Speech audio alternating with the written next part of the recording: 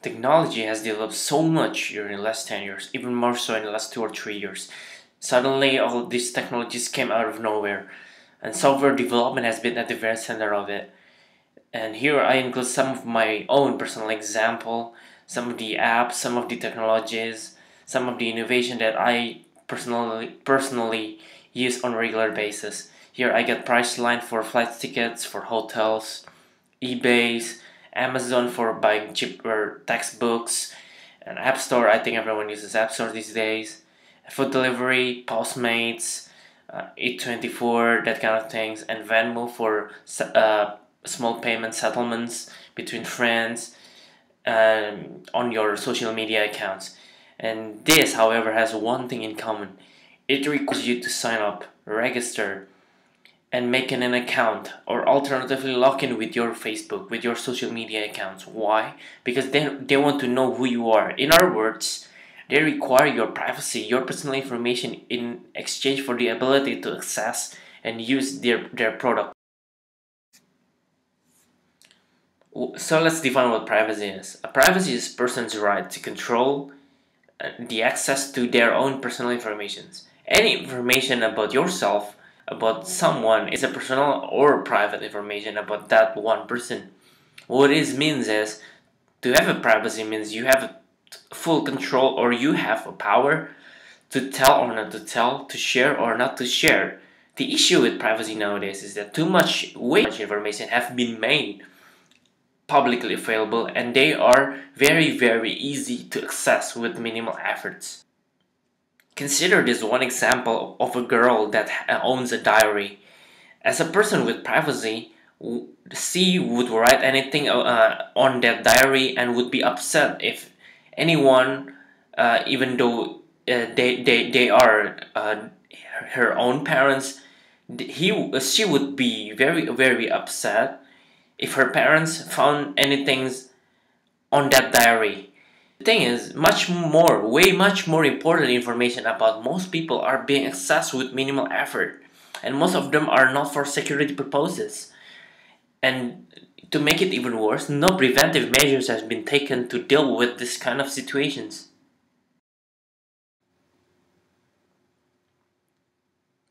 Let's consider this one example how technology could basically cost someone else's life.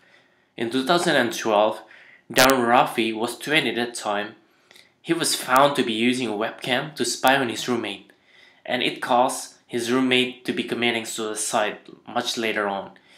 So basically what happened is Rafi suspected that his housemate, Tyler, was gay, and he was basically engaging in a romantic encounter with his guest. So one day, Rafi went to his room. He turned on his own webcam remotely and streamed the encounter between his roommate and his guest.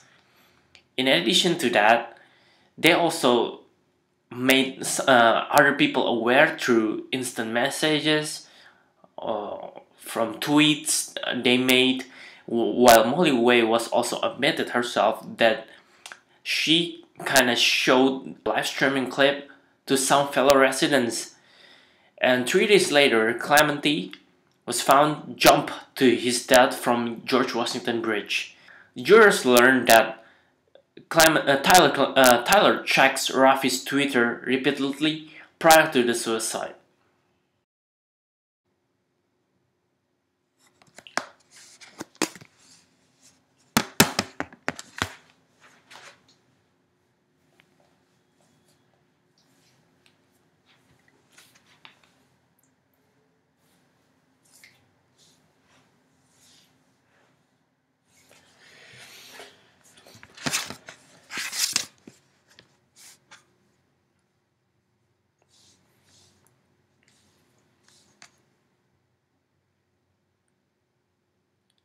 Here are some of the websites that are tampering with the so-called privacy issues.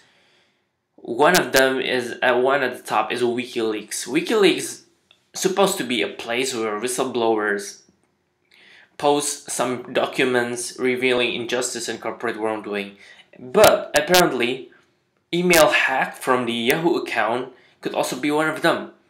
Is it wrong to upload something that might be considered personal, or that was attained by dubious means?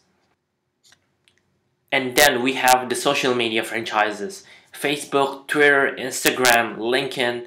Strangers can literally perform a full-fledged background check on you anytime, anywhere, without your permission and without any restriction, with limited effort. And some people are just gullible enough to put their own address, their personal phone numbers, where they work, basically everything, your personal information are out there in the Facebook or in other social media accounts. And then you have some websites such as Bitter Waitress and Rotten Neighbors. Basically, you can report people if you are kind of feel annoyed by them. You can also post a video proof of just how your neighbors at 2 a.m. or 3 a.m.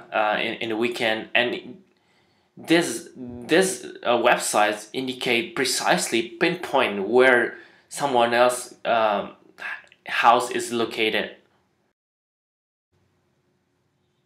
Where has privacy has gone? Zabasearch and Zillow would allow people, strangers can look for information about anyone. Use these sites in accordance with Facebook, LinkedIn, and other social media sites, and one could basically get a full, good estimation of someone else's life, how much they make, where they live, their family members, what nationalities the houses they purchase. And then the next example we have the Tax-Free Ultra. It's basically a phone, an unregistered phone number that you can use. It allows you to bypass the registrations and stuffs. Last but not least, there's this concept called reverse searching. The power and the simplicity and the easiness in which it can be utilized by other irresponsible people are really underrated. Phone number is a huge common denominator that most people cheaply give away. So with this phone number, you can track and you can find other people's names. You can find people's house. You can find where they work. You can find anything. Basically, most of the things that you would probably want to know about that one people. How to approach this? How to solve the ethical dilemma of having technologies? There's no wrong answer in this.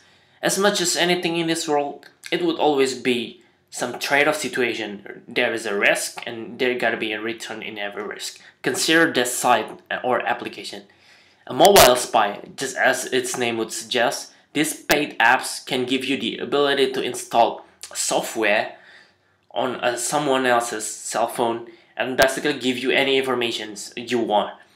Their calls, all the logs in messages, with the sites they visited, the videos they hold, the photos they took. So the question is, was it evil to spy on someone? Not if you catch a stalker targeting your child. Then again, the same exact software could be used by a stalker or by someone else's. Technology is an enabler. They are tools. It must be remembered, they are just tools. Individual users give the very meaning of how tools could be used.